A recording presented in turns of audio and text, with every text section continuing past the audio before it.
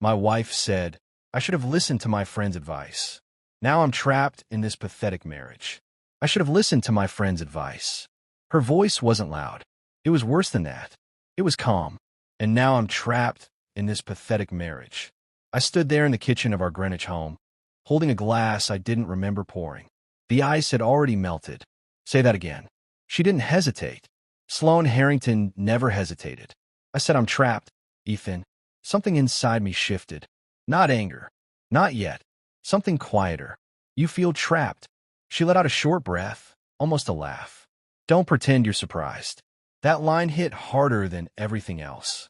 Let me ask you something. If the person you built your entire life around suddenly spoke like you were a mistake, would you argue, or would you go silent? Ich chose silence. Because in that moment, I realized something terrifying. This wasn't the first time she had felt this way. I just hadn't seen it. Or maybe I didn't want to. We had been married for 4 years. We live in a house most people would call perfect.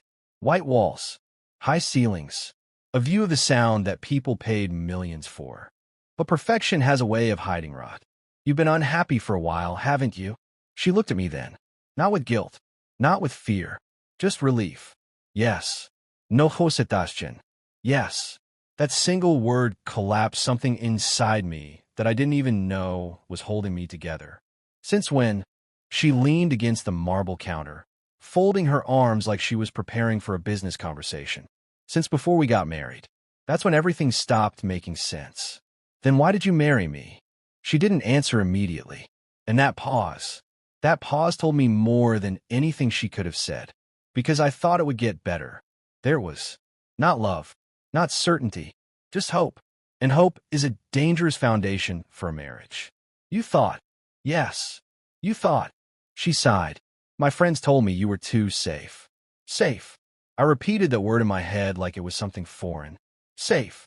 They said I needed someone more ambitious, more exciting. I let out a quiet laugh. And I wasn't that. You were stable. Stable.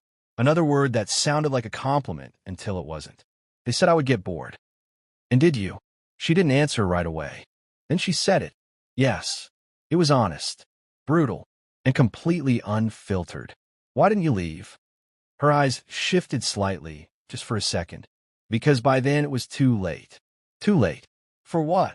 For everything. That answer didn't sit right. Too vague. Too rehearsed. Something was off. And for the first time that night, I stopped reacting and started paying attention. You're not telling me everything. Her expression tightened. Just a little. I told you enough. No. I stepped closer. You told me the version that makes you look honest. Her jaw clenched. Don't do that. Do what? Turn this into an interrogation. It already is. Silence filled the room again. But this time it wasn't heavy. It was sharp. Cutting. You said you're trapped. Yes. By what? She looked at me, and for the first time, there it was. Fear.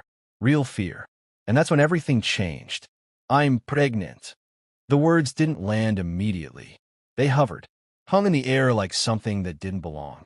What? I found out 2 weeks ago. My mind started racing, trying to catch up. You're pregnant. Yes. And you were going to tell me. When? She looked away. I wasn't sure if I should. That sentence hit harder than anything else that night. Not sure. I didn't know what I wanted. What you wanted? My voice rose for the first time. There's a child involved, Sloane. I know. Do you? She didn't answer.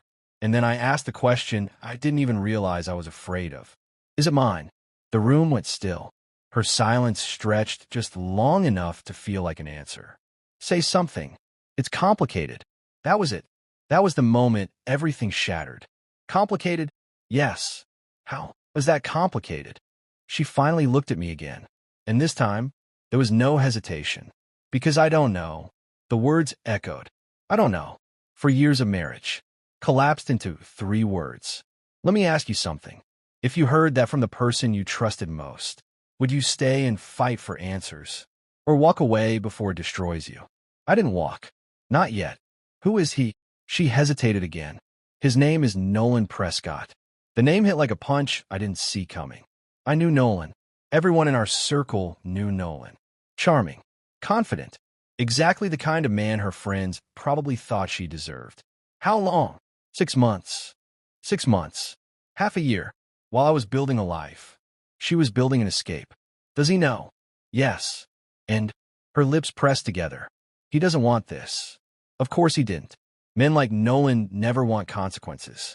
So now you're trapped. The word tasted bitter in my mouth. Yes. Not trapped with me. Trapped with reality. That's when something shifted inside me. Not anger. Not heartbreak. Clarity. You're not trapped, Sloane. She frowned slightly. What? You're not trapped. I set the glass down. You made choices. Her expression hardened. Don't twist this. I'm not twisting anything. I stepped back. You're exactly where your decisions led you. Silence. But here's the difference. I paused. I'm not staying. That was the moment she wasn't prepared for. What? I'm not staying in this marriage. Her eyes widened slightly. You can't just. I can. And I am. You're abandoning me? The irony almost made me laugh. Abandoning you? I shook my head. No. I'm finally choosing myself. The room felt different now. Lighter. Like something toxic had finally been named. You're really going to walk away? Yes. And the baby? I looked at her. If it's mine, I'll take responsibility. And if it's not, I held her gaze. Then it never was my responsibility.